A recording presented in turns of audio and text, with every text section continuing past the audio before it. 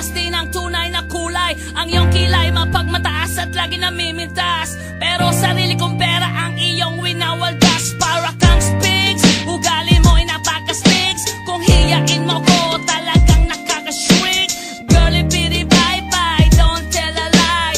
Bakit mo ako laging dinideny? All the goods I've done, wala man lang recognition. Mahilig kang mga leksyon, pinaliwala aking attention. Yo, anyway, everyday, ba't ibang gas ang iyong ka-text? And then one time nahuli kita na meron kang ka-sex. Mas gugustuhin ko pa na magpa-crucify kesa harap-harapan mo akong stupefied. So don't